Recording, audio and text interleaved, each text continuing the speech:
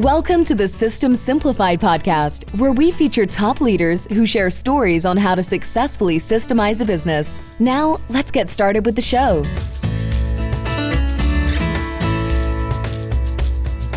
Hello, Adi Klevit here with the Simplified podcast, where we interview top entrepreneurs, founders, and thought leaders about systematizing a business. And this podcast is being brought to you by Business Success Consulting Group. At Business Success Consulting Group, we create custom processes and tailor-made business systems so businesses can thrive and grow.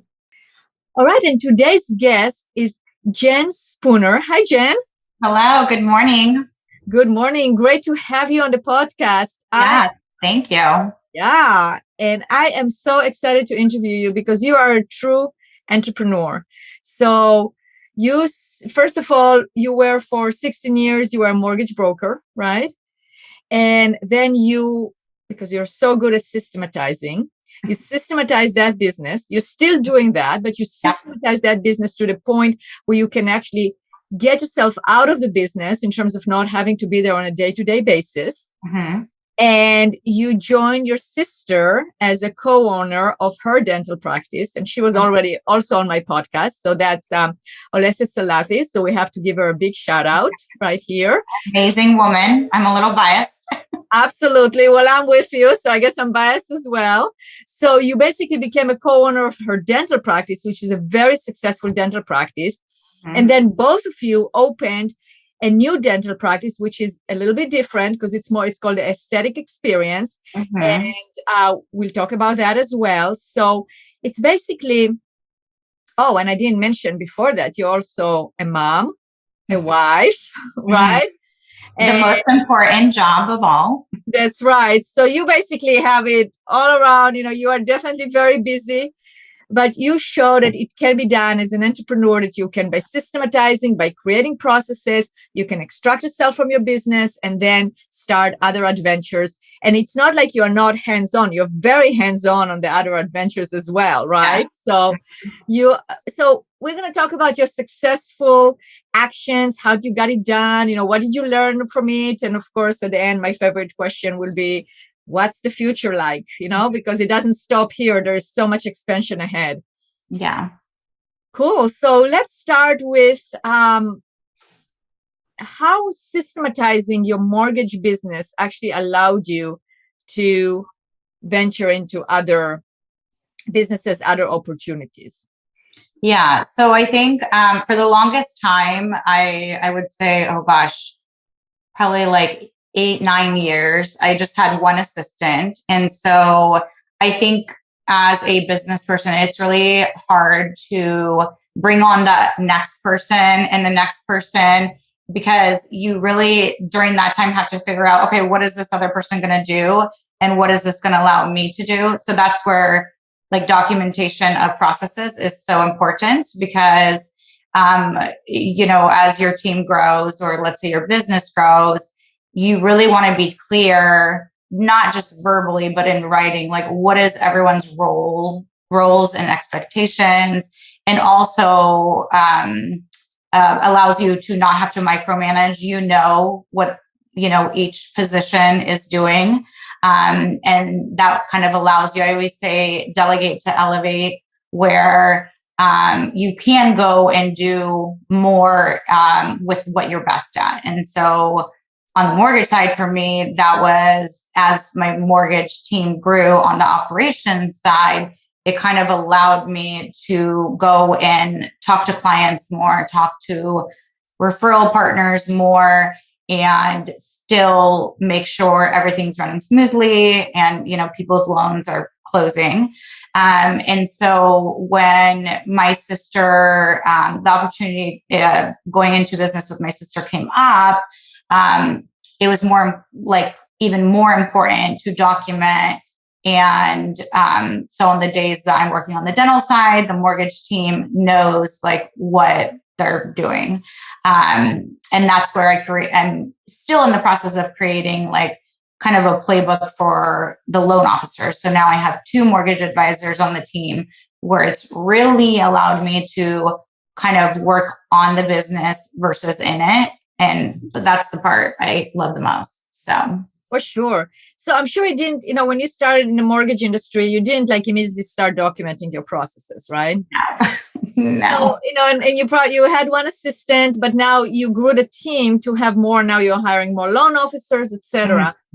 So what was the turning point? I mean, when did you decide, okay, that's it. I actually have to start documenting. I have to start systematizing. What was the trigger for that?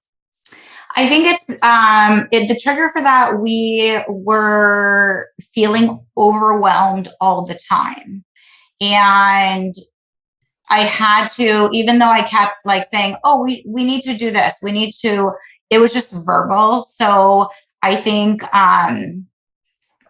feeling overwhelmed, I think was part of it. And then also when that next, person came on, which was a marketing person, then I really had to figure out how to document it because I couldn't just sit next to them all day long telling them what to do next, I guess.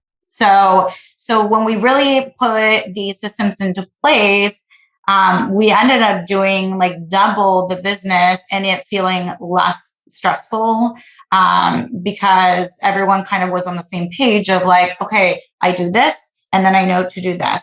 And then it freed up my time and their time from having to check in with me all the time. And I think it also empowered them to run their little department. For sure. So if we summarize here, like why documents? So first of all, you were feeling overwhelmed, right? And you wanted to lessen the stress and the overwhelm. You had to train new employees, but you knew that you couldn't sit with them all the time. So you had to have a system for them. And the ROI that you got is basically you double your business. So that would be like the ROI from the documentation. Yeah. And I mean, it's even little things like email templates. We use quick parts a lot in Outlook. Where, a lot of our emails that go out to clients are the same, but with details about their transaction. So even things like email templates on when somebody reaches out to us to closing, we have documented all those emails. So when somebody comes on, they just like copy and paste those into their quick parts and then they're able to change it up, right? But they're not having to write a whole 3-paragraph email each time. So absolutely. Was it easy to document? I would say I had to learn that you can't just sit down and document everything in one day or even a week. I think how we did it is as things came up, we said, okay, so now we're working on this project. Let's document it and organize it as we're doing it because we were still busy and doing loans. We couldn't just stop and put together all these processes and procedures. So we kind of did it, as we were working on things and we were in that task itself. And then I think also we learned that as we grow, we're constantly changing those processes. But it's a little bit easier because we already have them and we can go in them and update them. So we also had to learn like how to be flexible and know the growing pains, like when we're outgrowing and we're adding somebody new, how can we change our systems to be better all the time? We're never going to have the same processes. Correct. And it's a constant improvement and you have to keep them alive. Otherwise it doesn't happen. Right. So yeah. Awesome. So, you managed to do that. And obviously the team is applying those processes. So you were successful in making them follow that those processes are followed by all.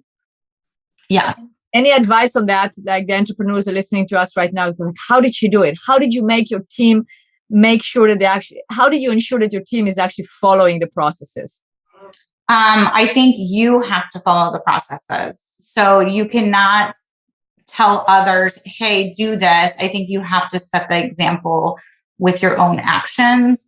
And if you're not, following your own processes, why is your team going to? And then I think just meeting with them and sitting with them and not giving things a try. So like having those conversations like, hey, I understand this is new and overwhelming, and these spreadsheets, filling them out might make you feel like this is more work, but trust me for a month, trust me for, because I think anything new, people get overwhelmed, like they think of it as a new task. But really it's, staying, or we have a lot of like Excel spreadsheets and Google sheets that we use to make sure that we don't forget things. So I think one, being the example, and you have to live it to expect others to do it. And then having just conversations and being empathetic with, hey, I understand this field, like, but, give it a try, and then let's reevaluate and let's meet again on it. And more times than not, once they give that a go, I think it's rare they come back if they fully leaned into it, that they're saying like, oh no, this is still, doesn't work. Right. I agree with you. I actually wrote an article, how to get the processes implemented by all and followed by all. And the number one thing that I said is that it has to come from the top. You have to set up an example. So I'm actually going to link that article to the podcast notes so you can take a look at it and our listeners can take a look at it, because what you said, spot on. It starts by setting an example. It's like it starts from you at the top and the leadership team. And then every time there is an issue or anything comes up, you refer to those processes. Very, very true. Yeah. So now, okay, good. So now we understand how you systematize your mortgage business, extracted yourself from having to be there all the time, right? And being able to actually manage, and the business is going. And now you move to also be a partner with your sister in your sister's dental practice. So you said that the opportunity came. So how did that happen? Like what? It was a conversation, a bright idea, or a dinner table, Thanksgiving. I mean, what happened? I think my sister and I are like always full of ideas. It's probably a lot for most, but it actually happened. So in 2020, well, one, my sister has always she's always asked me, Jen, you should, join the dental business. My little sister has been by her side for like a decade, my mom. And I'm like the third sister that was kind of like went and did my own thing. So she always like joked about it. And I was like, no, like, I would be like, you can't afford me. I'd like say a joke, but it always kind of came up. So in 2020, the fires in Oregon happened, like the really bad fires that affected so they all are in Malala and I live more in the city. And so they all came to stay with us when they had to evacuate. And I think that made my sister like really reevaluate like what is, I'm important and what do I want to do? Like life. I think any tragic thing that happens, it makes us think about like what truly makes me happy. And so opening up a second clinic, was something that was a goal of hers. And she really like, since a young age, she's like been an artist and like drew really well. So like cosmetic dentistry has always been like a passion of hers. So she was talking about it, and I was kind of getting into the part of my mortgage career where I did want to, I've always like pictured myself having like multiple businesses. And beauty is something that I love, like maintaining your youth. I love like researching skincare lines and so when she said that, I said, hey, why don't we open a med spa side where we have like aesthetics and skincare, and it's like something different because like the teeth and mouth and it kind of goes together with the face. And so she was like, oh, that's really cool. And I was like, I'll run the like spa side or, the aesthetic side, and you'll run the dental side.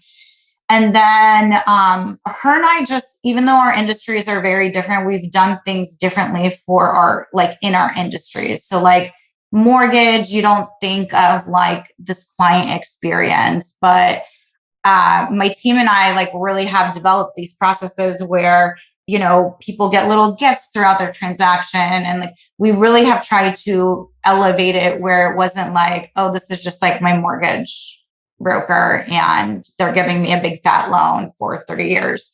And my guess has been the same way with dentistry, where like, we don't want people coming in just like, oh, I have to go to the dentist. It's like, how can you kind of ease that, the pain of getting a loan or getting your teeth done? So she ended up, so we were kind of first going to do that. And then one day she called me in the morning and she's like, so I really love like your client experience, and I really actually feel like you could like benefit from, or, the dentist stuff, maybe we could like perfect the client experience even more. And like, as we get busier, I really need a business partner to run the business side of things. And she's like, so do you want to buy into the whole thing and just be a 50-50 partner? So I was like, wait, what? Like, it was very like, yeah. And so I mean, she realized she can't afford you, right? So she made you an offer you couldn't refuse. Yes. Okay. So yeah, my husband and I bought into it. But then the first year, I did like sweat equities. So I was like, I don't want to get paid. Like, you've had your practice for a long time. Like, why don't I just, do sweat equity in addition to, funds we brought in for the new clinic. So that's kind of how it came to be. And I mean, my husband still probably thinks I'm crazy because he's like, you have so many jobs. So, yeah, but it's been fun, and it's been hard, for sure. But I love, we're such a close family that, I think we've only gotten into like 2 big fights, which is pretty good for being sisters and working together. For sure.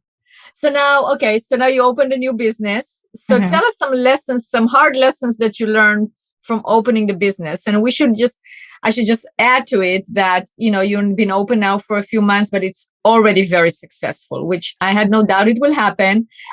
When we spoke about a few months ago, and I said, okay, let's wait until you open. You went through the transition, you are ready to service your clients, your patients. It's like, what are some of the lessons that you learned during this time?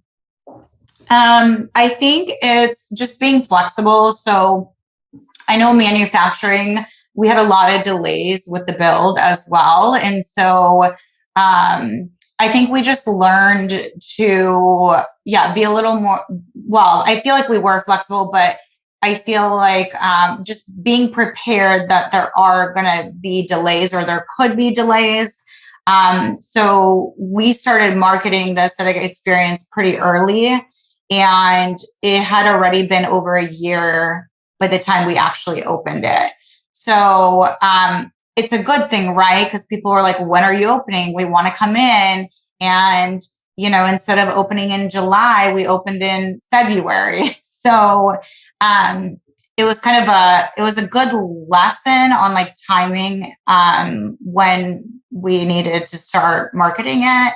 Also just, I would say, documenting kind of the process of the build out. That is something we're kind of going back, because we do want to grow in kind of who does what. And I think pushing back on some stuff. So I definitely had to be kind of like the bad cop at times where, I think my sister has like the most amazing heart. And I think we're such a good blend, because not that I'm the cold one, but I definitely push back. And I think she saw kind of the value in that, on like, you can be direct and push back and be kind still. But just our expectations of our team and people that we hire to build out. And I think her and I both learned that we need to figure out, her and I can't be in every meeting together. Her and I can't do everything together, even though this is like our baby, right? And we want to be in every little aspect of the business. So we had to learn and figure out, what is her role and what is my role, and we need to just go. And we're still learning how to communicate. So I I would say those are the little things we learned along the way.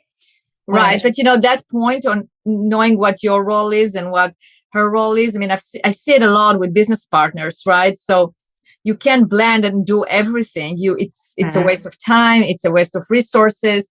So that is definitely a very good advice in terms of like when you're going to business with somebody, whether it's family member or not, you're opening a business, you want to make sure that you have a job description. You are both owners, co-owners. That's correct. But one maybe is a managing partner, one is the operation manager. Whatever it is, it has to be very well defined. I agree. And that leads me to the next discussion topic of delegation. You're very good at delegating because that's the key to your success. I really learned that from our previous conversation in terms of you surround yourself with people that are competent, know what they're doing, but you let them do the job and just run with it, right? So what can you say about delegation? Like what has been successful for you in terms of learning to let go, learning to delegate and trust people around you, and any lessons that you learned from that? I would say, I mean, I'm very type A where like I like things perfect. And I think I've just like learned over the years, like nothing is perfect. There's, things people mess up. People in the right seats. I think that's something that is important to, we're humans. We love people, right? Well, most people love people and, don't, want to, we see the best in people. And sometimes like knowing maybe that person isn't right for that seat. I think I've learned that. As far as delegating, it was really hard for me, but I feel like it got like easier and easier. And I think people think of like delegating to elevate is like you're putting more things on people, or when in reality, when you're delegating and you're like, hey, I trust you with this, I think it gives people power on like, hey, I'm helping, I'm contributing, I'm really awesome at this role, right? And I'm a part of this success. So I love my team. Like when people ask me, I'm like, it's my team. It's not just me. Yes, I've helped build the systems and things like that, but it's them doing their jobs really, really well that has allowed us to grow. So I think just empowering people in their roles and not just telling them you need to do, I don't know. I'm not a micromanager. I feel like most people are adults and can handle, direction and like understand what they need to get done each day. And then the ones that don't, they're probably not the right person for the right seat. So that's right. And I think what you're saying in terms of getting the right people in the right seats, and what you said earlier in terms of setting expectations and being firm about it, like push back, or not push back, but basically like being firm but kind. It doesn't mean that you have to be mean, but it's definitely setting the expectations and holding to those expectations, right? And maybe demanding in a kind way that they being met, and then it's not a problem to delegate and let the people run with it. So I think that's really smart, Jen. So it's how surrounding yourself with a strong team of professionals, of team members, how does that make a difference in your life? Because also in your personal life, right? I mean, you are managing, and I think it's okay that we share, it's a blended family, right? I mean, you and your husband, you got married in 2020. So 2020 was like your year, right? I mean, it's getting married, becoming a business partner. Yeah. And you have to manage, you have 3 kids, and you have to manage a household and also work in three businesses. So you mentioned that, a key to it is also surround yourself with people you can trust, but good people that help you. Yeah, I think I'm a firm believer in like who you surround yourself with has a huge impact on your life and success. And it's crazy because the mortgage company I'm at now, so the previous one, I was always like in the top 3 for like, loan officers. And then my husband and I, because my husband's also in the industry, but he's more in management. When we came to the company we're at now, I was like, not even close to like the top 20. Like loan officers there were like doing these like crazy numbers that like I had never seen. And I think it just like changed my mindset on I never want to be the smartest in the room. Like I always want to surround myself with people that are more successful than me. And my husband and I both are this way. So we're really picky, even though we have to be social in our jobs and we know a lot of people, our like inner circle is very, very small. Most of the time we just like to hang out with each other because we're both really busy. But I think whether it's your team or just your friends, the people you surround yourself with and the things they talk about or the things that they do or discuss, like has such a big impact on like my mindset. I don't like to be around people that, gossip or, talk about other people. It's who can I be around that can like, that is smarter than me, that I can pick their brain and, they understand, when I have all my crazy ideas or my sister has, we're full of ideas all the time and it's not for everyone. So I think surrounding yourself with people that do cheer you on. I think I was a little worried when I, brought loan officers onto my team because I wasn't the main advisor anymore. And that's kind of been empowering to like, let go of that insecurity of like, what are my referral partners or my clients going to think when I say, hey, I'm stepping back and more like managing the team now, but like these girls are awesome. That I feel like that was like a very empowering moment for me because it doesn't matter if there's people. I mean, I've had people, say, I don't want to talk to your assistant. And I'm like, she knows more than me. Like what's going on with your file? I don't understand hey, I have to talk to the boss. Like, I don't know. I feel like it's now for me. You can't really run a business that way. And that's the simplicity of it. And one of the things to counterbalance that or say something about it is like, well, if you're working with a one person, if something happens to me, if I get sick or if I'm out or whatnot, then you're stuck. But because there is a team, then there is always somebody there to take care of you. And it's seamless, and I train my team, right? I mean, that's one of the things you always can say, my team, you have to trust. That's why you contacted me. Why? Not because you're going to necessarily work directly with me, but it's because the quality and my team and the training that I provide is top notch. So you are dealing with anybody that you're dealing with. They are going to basically service you. And that's like what fills my bucket now is like when they get reviews and I'm like not mentioned in there, I get so excited because, I think my history was, we were immigrants. So my sister and I both had very different paths where she got scholarships to go to college and I just worked. So like I have had this insecurity of like, I would have this fear when people would be like, where did you go to college? I would like wait for that question. And, you probably got that question a lot because when you wait for something, you're just being asked. Yeah. You know what I mean? Yeah. So it like seeing the girls, not just the advisors, but the other girls on the team, seeing them succeed. I feel like that's what I'm learning is like my true like passion and what fills my bucket is like seeing them grow. And so, even the dental company, like I have these opportunities to like help people do things or be as successful as they want to be. Because I've been through it. So it's exciting and I love it. So super exciting. That's awesome, Jen. That's so good. So now, like your favorite rituals, I know you have them. Yeah. You shared some with me.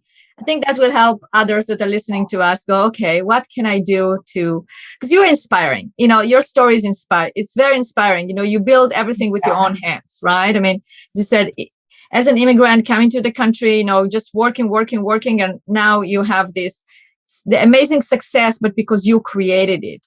So what are some of your favorite rituals to actually help you keep you sane despite everything that is going on? Well, they're kind of crazy, probably not for everyone. I wake up probably between like 4:15 and 4:30 every morning. And I always write down 3 things I'm thankful for. And I have my time to, whether it's like the Calm app or pray. It's, by the time our youngest goes to bed, I'm like exhausted and just want to sleep. So it's that morning time where it's like still dark and quiet is kind of my me time that sets up my day in a positive way. I think obviously there's days I like sleep in longer than that. And I mean like 5:30. I know, that's what I wanted to say. That's the number. You're probably like, okay, sleeping in is until 5:30. Yes. Okay. My day just goes different. I have to make my bed every morning. If I don't, I think about it all day long and will come home and make the bed, even though so I don't know what it is. I read somewhere like there's something about making your bed in the morning that like you complete that first task and then it kind of, is a trickle effect. So I write down 3 things I'm thankful for. And it's like things like, the quietness of the room or just like not like my family. Those are like the obvious, it's the little wins that, little things my daughter says that I am like, wow, I'm so proud of her.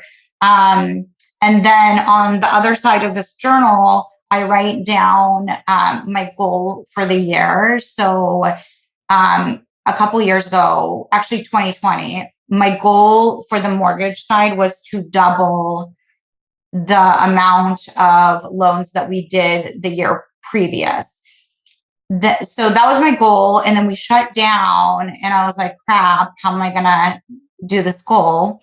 But I wrote it down every day 3 times and we actually more than doubled our production that year. So whatever like big, crazy goal that I have, it's like one sentence, but like I'll always write it down 3 times and I don't know.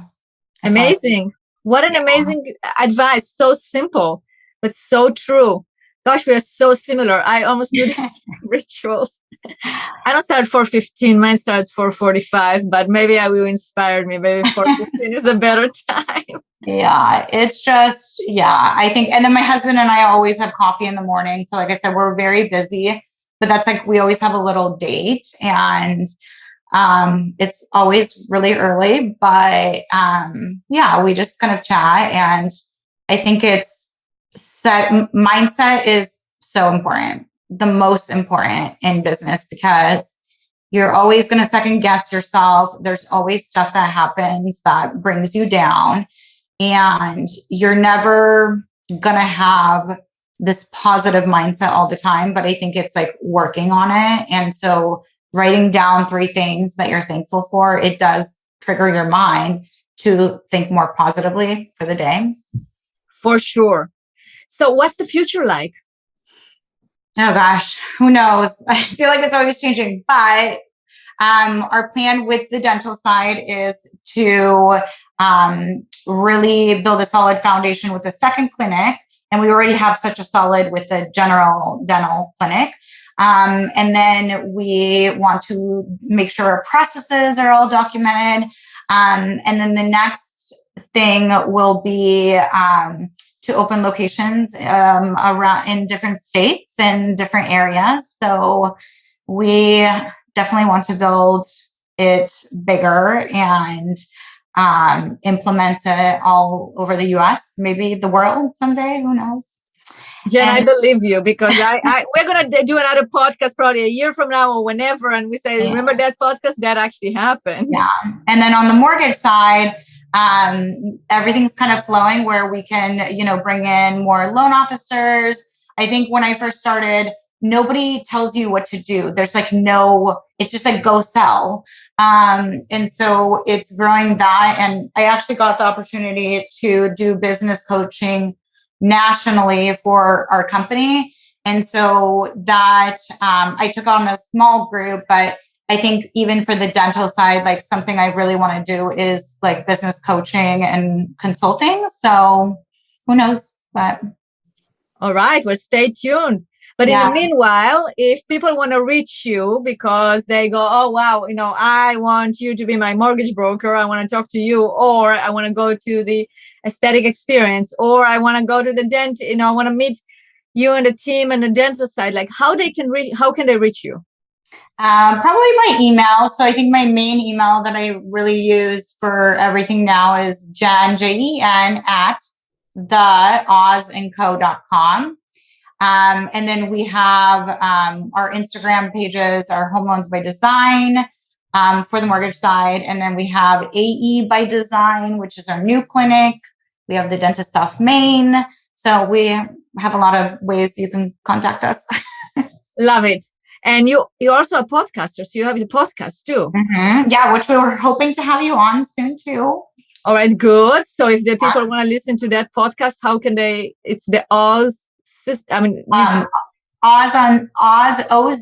Unscripted. So how we came up with Oz is Olesya's name starts with O, and then my Russian name is actually Zhenya, so it's Z, and so we were like, oh, it makes sense, and we're obviously into like the letters. So yeah. Beautiful. And I have to tell you, my grandmother, who was from Russia, her name was Zhenya. Oh, really? Oh, yes. I love that. Yeah. I was actually named after my grandma. So. Wow. You see, we have so much in common. Amazing. Yeah. Well, thank you so much for having me. And we can't wait to have you come visit our new location and have you on our podcast. Fantastic. And thank you so much for all the amazing information that you shared today. Thank you.